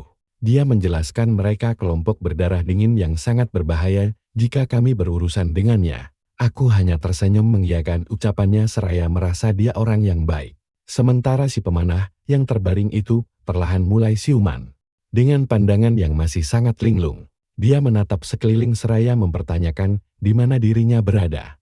Harus segera menenangkannya dengan berkata bahwa dia sudah aman di dalam rumah kami. Pemanah itu menanyakan nasib Blom di sana, dan Haru memastikan semua sudah dibereskan. Kata Blom meluncur dari mulutnya, seolah memicu ingatan kelam. Lalu dia mendesak, menanyakan keberadaan seorang gadis di tengah kekacauan. Mendengar cirinya, Dogen menyahut sinis bahwa tempat maut begitu bukan tempat mencari orang. Pemanah itu bersikeras mendengar rumor bahwa ada Blom khusus yang mengincar wilayah ini. Sosok monster mengerikan yang memiliki tato berbentuk kelelawar besar di punggungnya. Aku menyahut tidak melihat siapapun lagi di sana, lalu bertanya, apakah gadis itu saudarinya? Dogen seketika mencengkeram pundak pemanah itu dengan tatapan tajam. Dia mendesak, apa Blom itu punya bekas luka di matanya? Rupanya Dogen memburu monster yang sama dan menuntut tahu dari mana asal kabar itu. Pemanah itu berbisik bahwa pasukan kupu-kupu macan yang memerintahkan tim mereka untuk segera melarikan diri. Sambil memungut busur kayunya, dia bersiap pergi seraya mengucapkan terima kasih karena telah diselamatkan. Dia memperkenalkan dirinya sebagai Juan, lalu memohon bantuan jika kami berhasil melacak keberadaan adiknya. Saat dia membuka pintu, aku buru-buru menahannya dan meminta untuk tidak pergi dulu. Sambil menyerahkan kantong perbekalan, aku menyuruh Juan mengisi perut dan memulihkan tenaganya yang terkuras. Melihatnya menerima kebaikan itu, membuat dadaku sedikit lebih ringan. Juan menerima tas itu dengan sedikit malu-malu, lalu berbisik mengucapkan terima kasih atas kebaikan ini. Namun di sudut lain kota, langit malam mulai tertutup kabut hitam dari kobaran api besar. Kobaran api dan asap hitam membubung tinggi di dekat Museum Umum Xingqi. Sekelompok pemburu bersenjata bersiap mati-matian karena terkepung tanpa jalan keluar. Satu teriakan putus asa menggema bahwa pertahanan mereka akan segera runtuh. Tiba-tiba, serangan misterius melesat dari bayangan dan menghantam rekan mereka. Satu lagi tumbang seketika akibat lebasan kilat yang tak kasat mata. Dengan napas tersengal, dia tidak percaya mimpi buruk ini nyata. Sebab seumur hidupnya, belum pernah ada kawanan bom yang menyerang bersamaan.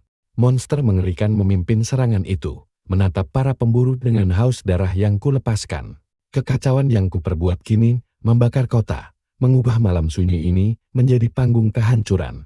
Tak jauh dari sana, papan penunjuk arah menunjukkan bahwa museum publik hanya berjarak 500 meter.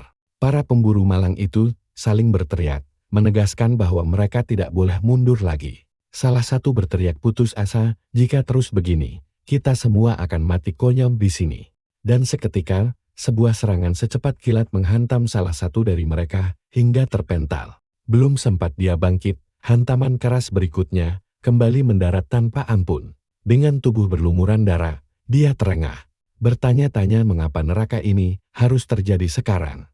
Dia tidak pernah menyangka kalau kawanan belum bisa bergerak bersama dalam kelompok sekejam ini. Dan di depan mereka, pemimpin monster itu berdiri tegak, menatap mangsanya dengan dingin. Seorang pemburu bergerak cepat, mengumpulkan sisa kekuatan spiritual terakhir demi sebuah perlawanan. Dia berteriak penuh amarah pada monster di depannya. Namun rekannya justru lengah dan langsung tewas bersimbah darah karena tebasan fatal. Di tengah keputusasaan itu, sesosok pria muncul dan menghantam tanah hingga retak luar biasa. Bumi berguncang hebat seiring kepulan asap tebal yang mulai menyelimuti pembantaian mengerikan ini. Dengan cakar yang bersinar tajam, pria itu mengumumkan dengan dingin bahwa daerah ini akhirnya bersih dari musuh. Haupo berjalan mendekat, memuji hasil kerja luar biasa Maro di tempat terkutuk ini. Tak lama, puluhan bom lain mulai berdatangan membentuk pasukan monster yang siap memburu kami. Haupo memerintahkan Maro untuk memeriksa korban selamat dan bersiap melanjutkan pergerakan mereka. Di balik asap, seorang pemburu yang sekarat menggenggam bom berniat mati bersama monster itu. Matanya penuh kebencian mendalam, siap meledakkan dirinya demi menghentikan teror yang kubuat. Namun dari kejauhan, Haupo hanya menyaksikan pemburu malang itu merangkak lemah di antara asap.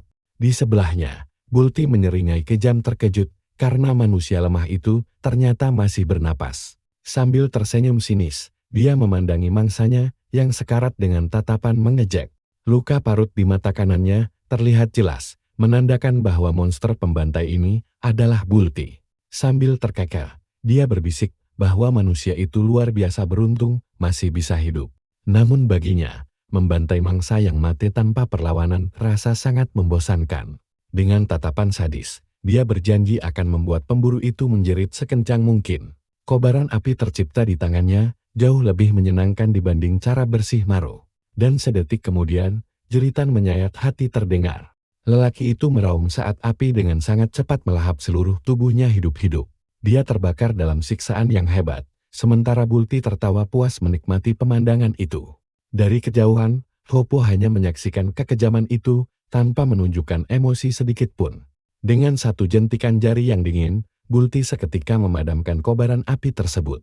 Melihat tindakan sadis itu, Haupo memandangnya dengan tatapan yang sangat tidak suka. Bayangan masa lalu yang mengerikan terlintas seketika. Jeritan manusia dalam ritual penuh siksaan saat mereka dibantai dengan tombak. With a serious expression, Haupo watches the scene unfolding before him. Dia mencengkeram pundak Bulti, bersiap memberikan perintah mutlak yang tak boleh dilanggar. Haupo bertanya dingin, "Apa kau berniat merendahkan dirimu setingkat dengan binatang buruan?" Dia menegaskan bahwa tak boleh ada rasa senang saat mencabut nyawa makhluk lain. Dendam yang kau miliki harus dituntaskan dengan cepat tanpa siksaan yang tidak perlu. Dalam satu tebasan kilat, kepala pemburu malang tadi langsung terpenggal seketika. Haupo mengingatkan bahwa rasa sakit yang kita berikan pada musuh kelak akan kembali pada kita. Kita tidak boleh mengulangi tragedi berdarah yang terjadi 4.000 tahun lalu. Dia memerintahkan pasukannya untuk segera menyisir wilayah kota. Sementara Maro dan Bulti secara khusus ditugaskan untuk mengintai distrik 7. Sambil mengepalkan tangan kuat-kuat, dia menuntut mereka menaklukkan distrik itu sebelum fajar tiba. Memimpin kelompoknya, dia memberi perintah dingin habisi seluruh keturunan klan Gom tanpa sisa. Di tempat lain, tanah mendadak terbelah dengan suara gemuruh yang sangat memekakan. Bulti berkeras tidak bisa memahami Haupo mengungkit penderitaan yang disebabkan oleh klan Gom. Dia menambahkan bahwa rasa sakitlah yang benar-benar akan menyempurnakan rasa balas dendam.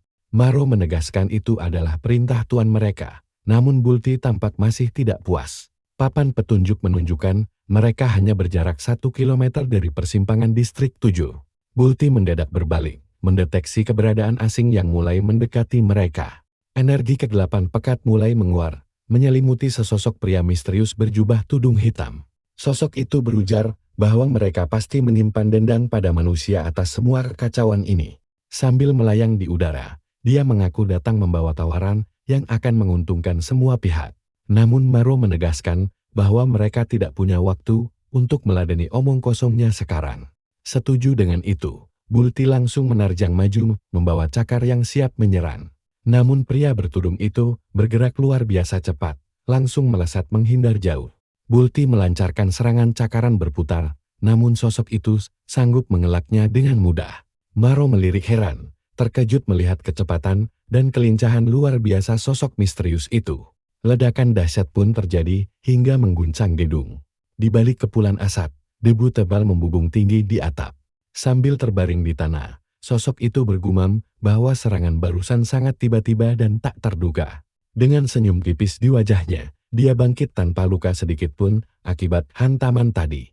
Dia lalu menambahkan bahwa hal ini justru mempermudah jalannya untuk mulai bicara serius. Bulti terperangah, sama sekali tidak memahami bagaimana lawannya bisa menahan serangan sekuat itu. Dengan mudah, Maro yang murka berontak keras, merasa situasi yang mereka alami ini sangat memalukan. Dia mencoba memotong jeratan menggunakan cakar tajamnya. Namun tubuhnya terkunci rapat tanpa bisa digerakkan. Dia terus berusaha melawan, namun energi kegelapan yang mengikatnya terasa jauh lebih superior. Pria bertudung itu berbisik santai bahwa usaha mereka sia-sia, karena kekuatan mereka belum seberapa. Menghancurkan tanah di bawahnya, sosok itu melilit Maro dengan jauh lebih erat. Di saat itulah Maro akhirnya menyadari kalau makhluk di hadapannya bukanlah manusia biasa. Sosok itu menyahut bahwa itu tidaklah penting, karena tujuannya murni hanya ingin menawarkan kesepakatan. Sambil tersenyum misterius, dia bertanya, apakah mereka berdua kini sudi mendengarkan penawaran darinya. Di markas besar pasukan, atmosfer ketegangan terasa sangat pekat. Sang pemimpin berkata bahwa merekalah bajingan yang merampas imbalan sekaligus berani mengancam keselamatan mereka. Seseorang menimpali bahwa dia tidak akan menuntut pertanggungjawaban, asal ada imbalan bantuan yang setimpal. Sambil tersenyum lebar, Komandan Dong Cheon menegaskan bahwa dia ingin anak buahnya segera membawanya menghadap.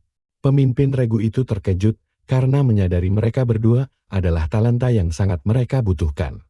Keluar ruangan, dia menutup pintu logam itu dengan dentingan berat yang sangat nyaring. Sambil mengepalkan tangannya dengan sangat erat, dia meragu apakah mereka berdua memang benar dibutuhkan. Dia menggerutu kesal karena mereka seharusnya mati. Namun perintah komandan mengharuskan membawa mereka hidup-hidup. Pemimpin tim lainnya menyuruhnya untuk rileks saja dan menyudahi panggilan formal itu sekarang juga. Dia kemudian melirik penasaran dan bertanya benda apa yang sedang digenggam erat oleh rekannya itu. Mengerjap gelisah, dia memperlihatkan raut wajah yang tampak begitu khawatir. Dengan senyum ramah, dia menghubungi pemimpin tim lainnya dan menanyakan apakah dia sedang senggang. Dia lantas bertanya tentang identitas mereka, yang segera dijawab bahwa mereka adalah pemburu bom. Menjelaskan situasi gawat itu, dia mengungkap keinginan komandan untuk bertemu langsung dengan kedua pencuri tersebut. Dia mengakhiri obrolan dengan menegaskan bahwa segala bentuk kejahatan mutlak harus disingkirkan dari masyarakat. Sambil memegang telinganya, Seha mendadak merasakan sensasi gatal yang aneh dan mulai menggaruknya pelan. Sambil terus menggaruk telinga, dia bergumam heran, apakah saat ini ada orang yang sedang membicarakannya. Dogen bilang dia mau beli camilan, Haru, dan aku pun langsung memesan makanan kami. Sambil membawa minuman, dia membaca berita tentang kelompok yang mengumumkan akan menanggung seluruh biayanya. Sambil meminum sodanya, dia mengaku mulai terbiasa dengan hawa mengerikan itu dan hampir melupakannya. Aku bertanya berapa lama Dogen berencana tinggal di sini, dan dia menjawab bersedia bekerja sama. Dengan heran, aku bertanya, apakah sebenarnya dia hanya merasa kesepian saja? Dogen terdiam sejenak, tatapannya kosong tertuju pada mangkuk makanannya. Mengalihkan pembicaraan, dia bertanya, apakah kami sudah mendengar kekacauan yang terjadi di distrik 6? Dia melanjutkan bahwa bahkan pasukan militer bersenjata pun tak sanggup menangani situasi saat ini.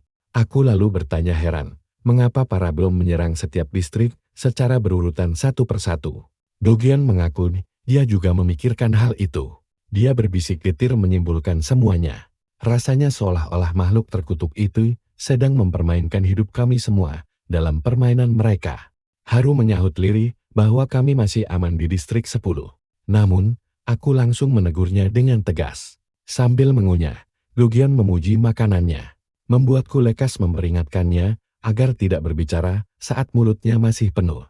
Lewat lirikan mataku, aku diam-diam bertanya-tanya apa yang sebenarnya sedang terjadi saat ini. Dogyam mengawasiku, tampak ikut meragukan keanehan situasi ganjil yang menyelimuti kami. Mata Haru tiba-tiba berpendar, mendeteksi hawa keberadaan asing yang mendekat sangat cepat. Dia berbisik cemas bahwa para bom menakutkan itu sepertinya telah tiba di lokasi kami. Di panti asuhan dekat sini, asap hitam pekat mendekat, menebarkan teror bagi semua orang. Seorang pengasuh berteriak panik, menyuruh anak-anak segera berlindung di belakang tubuhnya agar tetap aman. Maru bergumam pelan, merasa keputusannya mengikuti temannya, Bolti, adalah langkah yang sangat tepat. Baginya, rekan misterius itu ternyata jauh lebih berguna dari perkiraan apabila selama ini. Salah satu belum mengeluh bosan, menggerutu karena kawan-kawannya sibuk dengan urusan yang tidak penting. Belum lain mengajak bersenang-senang dengan sisa manusia di sana sebelum mereka terpaksa pergi. Dengan tubuh gemetar hebat, sang pengasuh melangkah mundur, ngeri membayangkan nasib buruk mereka. Terjerat jaring energi misterius, monster belum itu mengerang kebingungan menebak benda apa itu. Menggenggam erat gagang pedangku, aku bersiap menebas habis belum yang sudah terperangkap maut. Aku melangkah mendekat untuk memastikan apakah sang pengasuh dan anak-anak baik-baik saja. Usai menyelamatkan mereka semua, aku celingukan mencari di mana Haru dan Dogyam berada. Seorang bocah tiba-tiba menarik ujung bajuku. Aku pun berlutut, bertanya lembut apa yang terjadi dan apakah dia terluka. Sambil menangis ketakutan, bocah itu menunjuk ke atas. Mengadu temannya masih terjebak di lantai 2. Di lantai atas, seekor biong berdiri diam, mengawasi keadaan sekitar dengan sangat waspada. Bersembunyi di balik lemari, gadis kecil itu menangis lirih terus memanggil kedua orang tuanya. Sesosok bayangan gelap mendadak muncul, membuatnya semakin meringkuk gemetar ketakutan setengah mati. Makhluk buas itu menaum keras, memamerkan taring tajam, serta cakarnya yang sangat mengancam. Saat bom itu merangsek masuk ke kamar, sesosok pria misterius tampak berdiri tenang di pintu. Melalui lirikan tajam dari matanya yang merah, monster itu menyadari keberadaan sang pria. Pria itu bergumam dingin, heran melihat masih ada manusia yang tersisa di tempat mati ini. Menghela napas berat, aku bersiap naik ke lantai atas demi menyelamatkan anak yang tertinggal. Dengan sekali lompatan tinggi, aku melesat cepat menuju balkon lantai atas panti asuhan. Aku melemparkan tubuhku ke arah jendela kaca panti, bersiap menerobos masuk ke kamar. Sambil menyilangkan tangan di dada, aku mengeraskan tubuh untuk menerobos kaca tebal itu. Kaca hancur berkeping-keping saat aku menerobos masuk, bersiap menyelamatkan sang anak yang ketakutan. Namun begitu menginjak lantai, aku mendadak membeku di tempat melihat pemandangan tak terduga. Pria misterius itu berdiri tenang di antara tumpukan jasad Glom yang telah mati mengenaskan. Pria itu berbalik menatapku, langsung menanyakan siapa aku dan apa yang kulakukan di tempat ini. Makhluk mengerikan itu merangsek masuk, kian mendekati gadis kecil yang sedang menangis tersedu-sedu. Makhluk itu mendesis gembira, tak menyangka masih ada manusia yang tersisa di tempat seperti ini. Sambil melompat menerjang, dia melolong girang karena akhirnya berhasil menemukan mangsa empuk. Matanya berkilat tajam. Sang pemburu langsung bersiap menghadapi monster haus darah itu. Dengan gerakan secepat kilat, dia menghindar, lalu menyuruh monster itu kembali ke lubang asalnya. Monster itu bersikeras kembali pada tujuannya, memangsa anak perempuan yang ketakutan itu. Menatap mangsanya, makhluk busuk itu bersiap meneruskan serangan yang sempat terhenti. Satu hantaman keras mendarat di kepalanya, mementalkan tubuh monster itu hingga tersungkur. Setelah melumpuhkan kedua monster, pria misterius itu berdiri pasang badan demi melindungi si gadis. Monster itu menelan ludah ngeri, benar-benar gemetar menyaksikan kekuatan luar biasa pria tersebut. Senjata raksasa di tangannya membuktikan bahwa dia bukanlah pemburu biom sembarangan. Dia menghela napas berat, mencoba mengusir rasa lelah setelah pertarungan yang menguras tenaga. Namun, bayangan gelap tiba-tiba berkelebat salah satu monster ternyata sanggup bangkit kembali. Monster itu mendesis marah, kaulah yang harus bertanggung jawab dan membayar semua ini. Memimpin kawanannya, monster itu memerintahkan semuanya untuk mengeroyok sang pemburu sekaligus. Wajah monster itu menggelap saat memberi perintah mutlak bunuh manusia sialan ini. Tanpa gentar, pria itu langsung melesat maju, siap membabat habis kawanan monster sendirian. Di sudut lain, seorang pemburu tampak berlari kencang demi meloloskan diri dari kejaran Biom. Hanya dengan satu tebasan telak, dia menyapu bersih semua monster yang menghalangi jalannya. Sambil mengusap air matanya, gadis kecil itu mendengarnya berbisik jangan takut lagi. Dia berjanji akan memastikan gadis itu pulang dengan selamat. Membuat monster di depannya tertawa terbahak-bahak melihat drama itu. Makhluk itu meremehkan, bersumpah akan menyebut dirinya anak kucing jika sang pemburu berhasil selamat. Kembali ke kenyataan, monster yang tadi sesumbar kini terkapar tak bernyawa di atas tanah. Di dalam ruangan ini, seluruh monster akhirnya roboh di tangan kami berdua. Dari sudut mataku, aku mengamati lekat-lekat sosok misterius yang baru saja menyelamatkan kami. Sambil memanggul senjatanya di bahu, dia kembali menanyakan, siapa sebenarnya aku? Tiba-tiba ujung senjatanya patah, membuatnya tersadar bahwa pusaka itu telah rusak akibat benturan.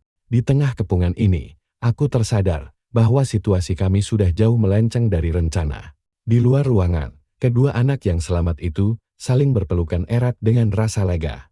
Sembari memuji kekuatannya yang luar biasa, aku memperkenalkan diri dan menanyakan namanya. Menjabat tanganku erat, sang pemburu tangguh itu memperkenalkan dirinya sebagai Juan.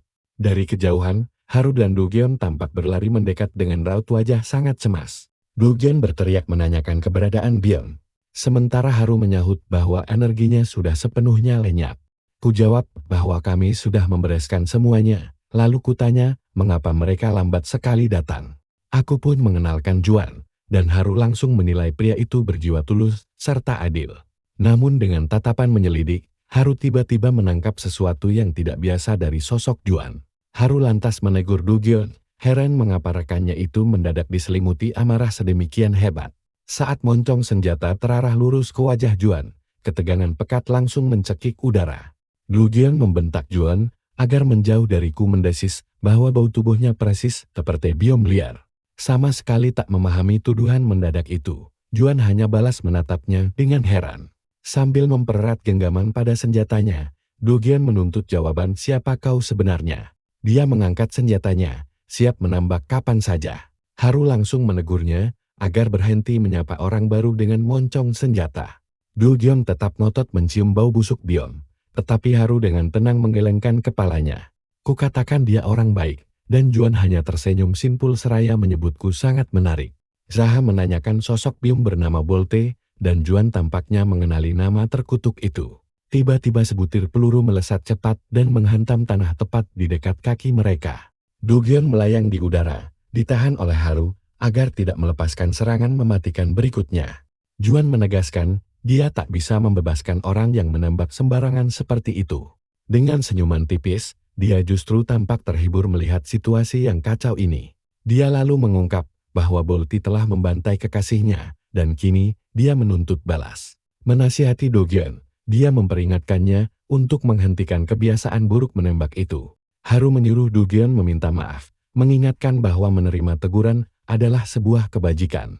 Dugyeon mengerjap kesar, jelas sekali dia sangat tidak menyukai situasi ini. Juan berkata bahwa senjatanya telah hancur dan kini saatnya mencari yang baru. Dengan tatapan yang begitu serius, Juan berkata bahwa dia tidak memiliki pilihan lain. Namun Dugyeon malah mengajaknya bergabung, dan Haru hanya bisa memaklumi sifat keras kepalanya. Haru menjelaskan bahwa Dugyeon memang tidak tahu cara menunjukkan perasaannya dengan benar. Layar beralih menampilkan pemandangan kota malam hari, dihiasi gemerlap lampu gedung yang sunyi. Tutup gorong-gorong di tengah jalan terbuka, membawa kita masuk ke dunia bawah yang sangat gelap. Dengan tangan terikat erat, beberapa manusia digiring paksa bagai tawanan melewati lorong bawah tanah.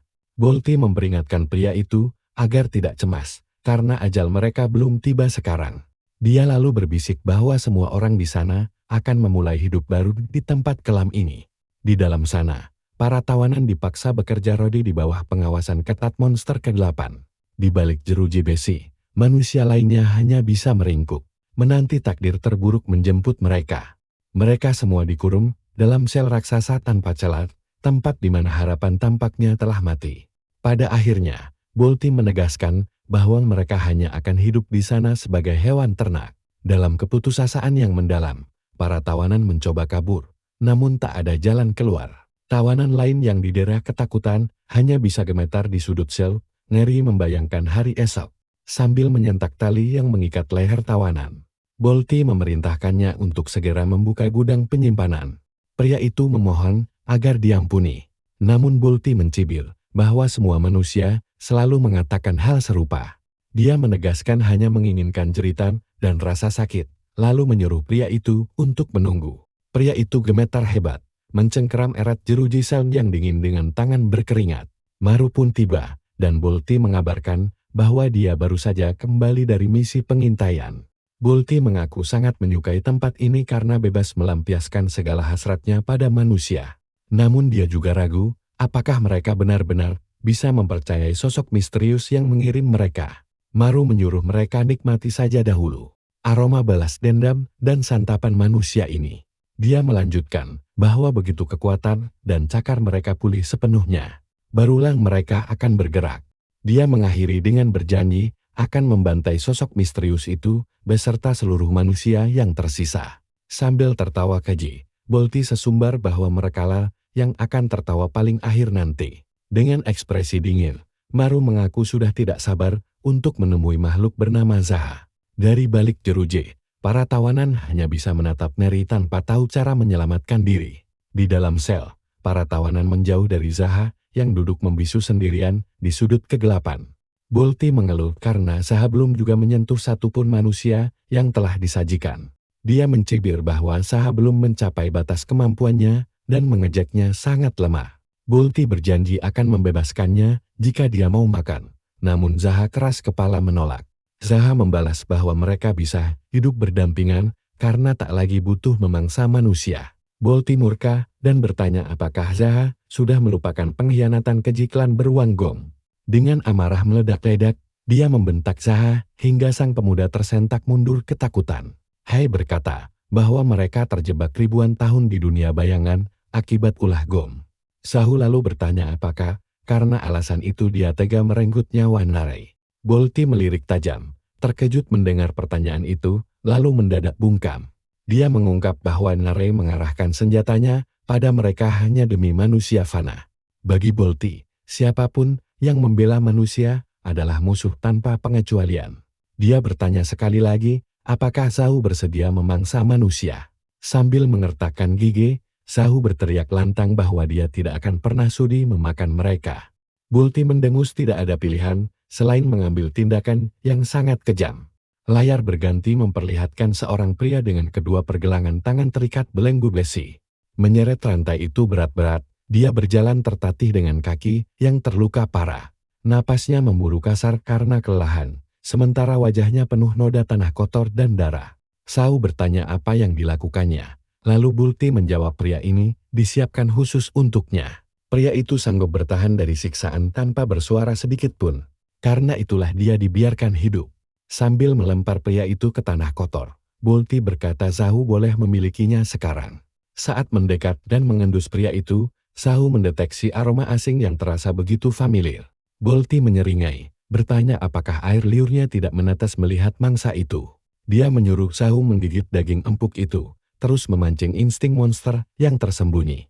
Zahu mengamuk, menghantam tanah keras-keras demi meluapkan seluruh amarah dan rasa frustrasinya. Debu dan asap tebal seketika membubung tinggi, memenuhi ruangan. Sambil terengah-engah, dia berteriak tidak akan sudi menjadi binatang buas seperti Bolti. Dari balik jeruji besi, Bolti hanya menatapnya dingin dengan pandangan mengejek. Sambil membalikkan badan, dia menyuruh Zahu melakukan sesukanya, lalu melangkah pergi begitu saja. Pria malang yang tersiksa itu bersandar ke dinding, mencoba mengatur napasnya yang putus-putus. Kini pemandangan beralih memperlihatkan sebuah pusat perbelanjaan di kawasan distrik tua kota Shinchi. Seorang pramuniaga merasa heran melihat benda aneh yang digenggam pria itu saat melewatinya. Sambil menggenggam topeng misterius di tangannya, pria itu melangkah menyusuri jalanan kota besar yang ramai. Lewat celah topeng itu, dia melihat sosok yang duduk di sana dulunya adalah seorang raja. Dia terus mengamati, melihat pria lain dulunya gubernur, dan seorang wanita yang dahulunya inspektur. Sembari mengenakan topeng tersebut, dia bergumam bahwa semuanya persis seperti dugaannya selama ini. Melalui benda terkutuk itu, dia rupanya bisa melihat rahasia kehidupan masa lalu setiap orang. Namun, Saat matanya tertuju pada sekelompok orang itu, dia mendadak tersentak oleh kejanggalan yang belum pernah dilihatnya. Dia menyadari bahwa orang-orang tersebut memiliki kehidupan masa lalu yang sama persis satu sama lain. Dengan tekad bulat, dia tahu harus mengikuti kelompok misterius itu untuk mengungkap kebenaran di baliknya. Dalam kilas balik, pria ini memperkenalkan dirinya sebagai Sein, seorang pemuda biasa yang tampak normal. Dia berkisah bahwa suatu hari, sebuah tragedi berdarah yang sangat keji terjadi di Gunung Inwang. Tragedi mengerikan itu memicu perang hebat antara para pemburu melawan makhluk mengerikan bernama Biom. Namun takdirnya hancur berantakan ketika dia berpapasan dengan Biom untuk pertama kali dalam hidupnya. Tubuhnya ditelan hidup-hidup, membusuk, dan terperangkap di dalam perut monster itu selama berhari-hari. Rasa sakit luar biasa dan ketakutan hebat terus menggerogoti kesadarannya yang kian menipis. Tepat saat dia mengira maut telah menjemputnya, seberkas cahaya misterius muncul dan dia mencoba meraihnya. Cahaya itu memicu ledakan raksasa yang melahap habis monster tersebut. Di tengah ledakan dahsyat itu, tubuhnya melayang tanpa memahami apa yang sebenarnya terjadi. Dia menyaksikan peristiwa itu, sementara kilauan cahaya terang menyinari sebelah wajahnya yang tegang. Di atas tanah, sebuah benda kuno yang misterius perlahan muncul dari balik cahaya menyilaukan. Dia melihat dirinya berdiri, mematung dengan benda itu tergeletak dekat kakinya. Kembali ke masa kini, dia gemetaran di atas ranjang, ketakutan mendengar suara gemuruh hujan. Sambil terduduk, dia gemetaran karena masih tidak percaya dirinya bisa keluar hidup-hidup. Sebab meski berhasil melarikan diri, bayang-bayang ketakutan dan kecemasan terus menyiksa batinnya. Setelah menenangkan diri, dia mulai bertanya-tanya benda apa sebenarnya yang baru saja ia pungut. Membasuh wajahnya dengan air dingin. Dia mencoba menenangkan diri setelah melewati semua kepedihan yang baru saja berlalu. Dia menyadari benda itu ternyata sebuah topeng, pecahan dari bagian tubuh monster Biom yang menakutkan. Melalui topeng kuno itu, dia mendapatkan penglihatan tentang sesosok prajurit misterius yang berjanji menuntun jalannya. Dalam kilasan visi tersebut, sang prajurit bersumpah akan mengembalikan kedamaian abadi ke tanah leluhur mereka. Dia melihat seorang pria berdarah campuran bertarung dengan sengit melawan Biom. Namun pria itu tampak begitu tersiksa di tengah perjuangan beraninya. Terduduk lesu di atas lantai, dia mulai ragu apakah dirinya sudah gila hingga berhalusinasi melihat hal semacam itu. Sejak saat itu, dia mulai mengawasi orang-orang menggunakan kekuatan gaib dari topeng Biom tersebut. Seiring berjalannya waktu, dia menyadari bahwa benda itu menyimpan kekuatan kuno untuk melihat masa lalu. Pada hari berikutnya, dia kembali mengenakan topeng itu untuk melanjutkan rutinitas pengamatannya yang biasa. Namun tak disangka, dia bertemu orang-orang yang memiliki takdir masa lalu yang sama dengannya. Sambil menggenggam topeng itu, dia mengeluh bahwa hal ini sangat mengganggunya. Dia butuh jawaban segera. Dengan tekad bulat, dia harus mengikuti mereka untuk memahami apa yang sebenarnya terjadi. Di dalam toko senjata, kelompok itu bersiap untuk melakukan perburuan Biom berikutnya. Terkejut, Dogian berteriak keras kepada penjual karena tak mempercayai kata-kata yang didengarnya. Si penjual beralasan bahwa harganya melambung tinggi karena barang tersebut sangat langka di pasaran saat ini. Dia terus membual bahwa senjata itu ringan, tahan lama, dan merupakan barang mewah. Dogian memprotes harga sebelumnya yang berbeda. Namun penjual berkilah bahwa keadaan sekarang sudah berubah. Merasa sangat kesal, Dogian terus mendebat harganya. Hingga penjual ketus menyuruhnya pergi jika tidak berniat membeli. Sein mengamati kejadian tersebut dan menyadari bahwa ada sesuatu yang sangat salah pada senjata pusaka tersebut.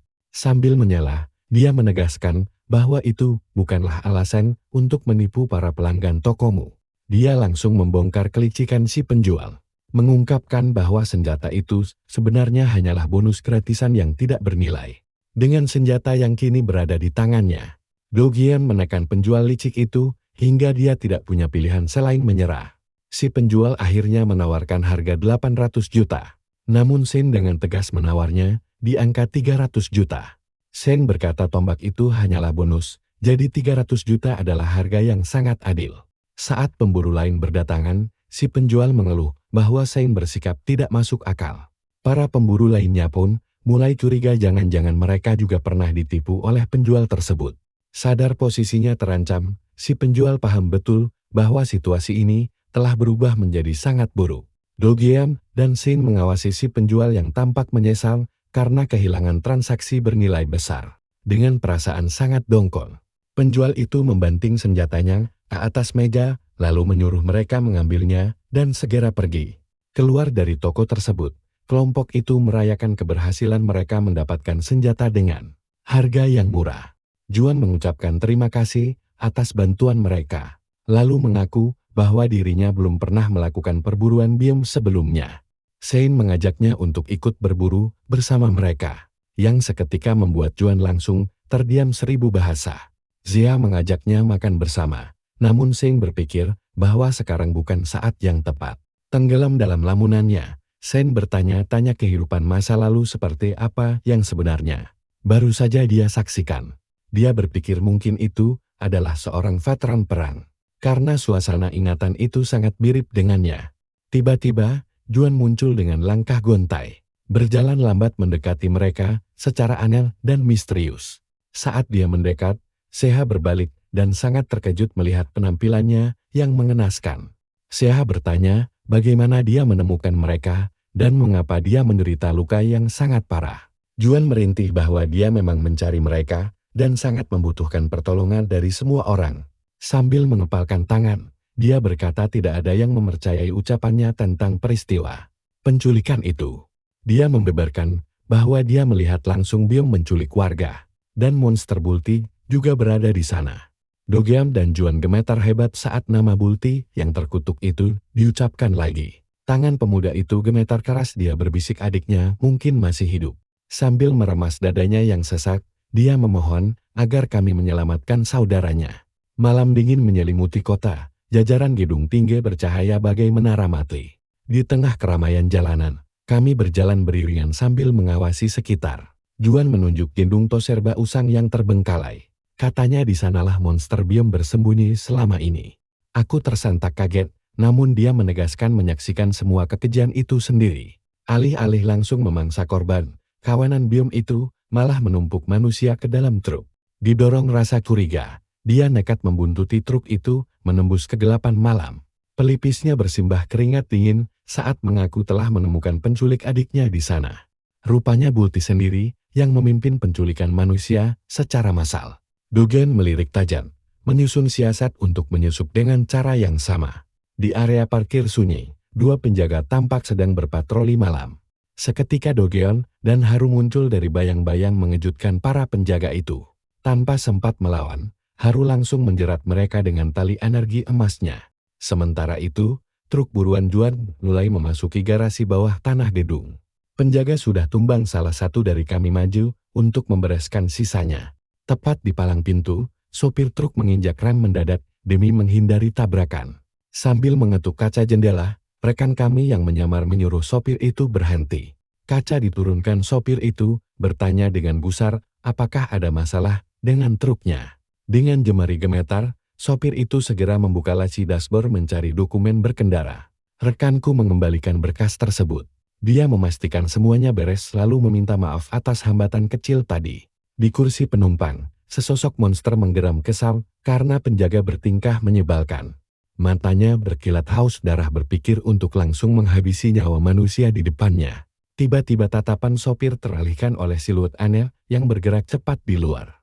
Melalui kaca spion, dia melihat Juan melesat kencang siap menerjang truknya. Sambil menggenggam busur, pemuda itu menarik tali panah demi menghentikan truk. Namun serangan tak terduga mendadak datang dan menghancurkan kaca depan truk.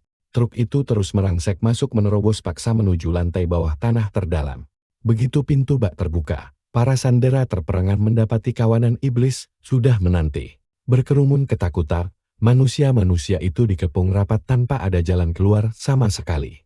Dari kegelapan langit-langit, kami terus memantau bersiap melakukan penyerbuan berdarah ini. Deru mesin truk dan digantikan oleh gemerisik asing yang menggema dari kejauhan. Truk membisu dalam kegelapan menunggu perintah untuk kembali bergerak maju. Di sudut lain Basemir, sepasang biom berjaga di depan pintu lift. Salah satunya terus menggerutu kesal mempertanyakan mengapa rekan mereka begitu lambat. Begitu lift berdenting, Kedua monster itu bersorak menyambut mangsa yang dinanti. Sambil melangkah masuk, dia masih mengeluh walau memaklumi kesenangan berburu ini. Napasnya tertahan, suaranya mendadak tercekat saat melihat siapa sosok di dalam lift. Sembari mengarahkan laras senjatanya, Dugyeon menyeringai dingin menyapa mereka. Di sudut lorong yang pekat, bunyi benda terjatuh memecah kesunyian malam. Bulti mencibir menanyakan, apakah Zahu yang tampak sekarat itu belum makan? Dia menduga Zahu sengaja menyiksa diri, namun iblis itu tetap menolak memangsa. Menatap bengis, Bulti mengancam bahwa mereka yang akan melahap hidangan itu. Melangkah mendekati para tawanan, monster itu bersiap menyerang salah satu dari mereka. Dalam keputusasaan, mereka memohon ampun meratap bahwa daging mereka tidak enak. Salah satu dari mereka menunjuk ke arahku menyarankan agar monster itu memakanku saja. Orang itu berteriak bahwa aku kuat dan pasti rasanya jauh lebih lezat. Dengan lirikan sinis, monster itu tampak menimbang tawaran keji dari tawanan tersebut. Dia tertawa terbahak-bahak mengajak bahwa seluruh klanku hanyalah tumpukan sampah tak berguna. Monster itu mendengus puas senang melihat kami masih tetap sehina dan seburuk dulu. Aku berteriak lantang menyuruh mereka berhenti, manusia bukanlah makanan kami. Dan kebiasaan menjijikkan seperti ini harus diakhiri sekarang juga. Murka, monster itu menghantamku hingga aku terhempas sangat keras ke tanah yang dingin.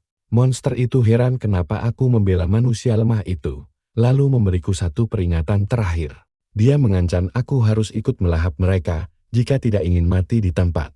Terbaring tak berdaya di lantai, pria yang disiksa itu berbisik lirih memohon setetes air. Aku mendekat perlahan mencoba memastikan apakah manusia ini masih bisa mendengar suaraku.